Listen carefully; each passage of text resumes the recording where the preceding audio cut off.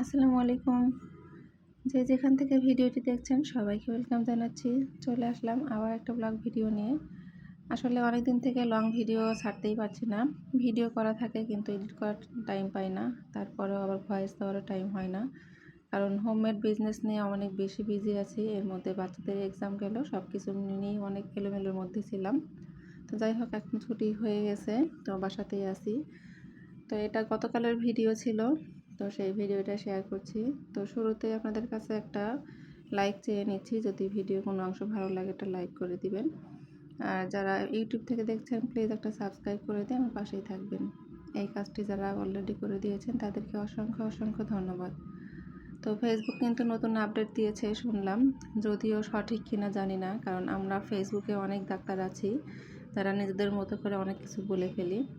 তো এখন নাকি ইনকাম বাড়িয়ে দিয়েছে, তো লং ভিডিওতে নাকি ইনকামটা একটু বেশি দিবে, কিন্তু সেটা যদি সবাই দেখে তাহলেই কিন্তু ইনকামটা দিবে।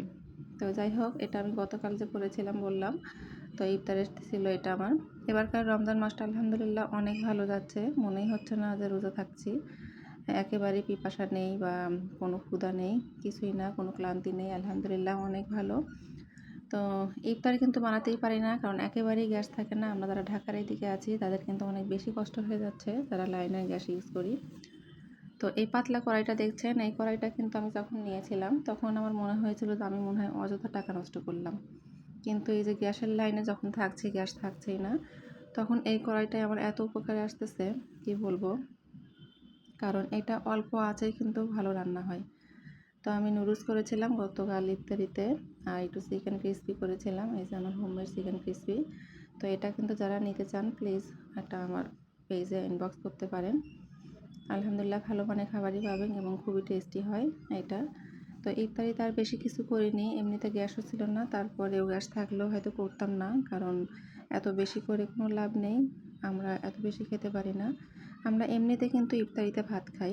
এই ফার্স্ট কিন্তু গতকালকে আমরা ইফতারিতে এগুলো খেয়েছিলাম। ভাতটা বেশি পছন্দ, এগুলো খেয়ে আমার তৃপ্তি হয় না মোট কথা, তাই আমি এগুলো ইফতারিতে খাই না। আমি ঈদ তারাবির পর খাই এই খাবারগুলো, মানে ছেলে মেয়ে খায়। আমার একটু বেগুনিটা পছন্দ, যার সঙ্গে খাই, তো বেগুনিটা একটু রেগুলার করা হয়।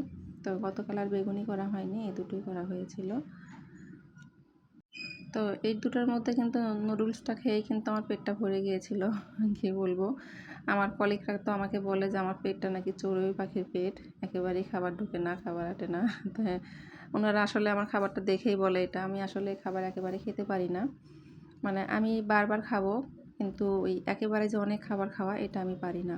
আমি হয়তো 2 বারের জায়গায় 4 বার খাবো, কিন্তু খুবই পরিমাণে কম খাবো, এটাই আমার স্বভাব ছোটোবেলা থেকে।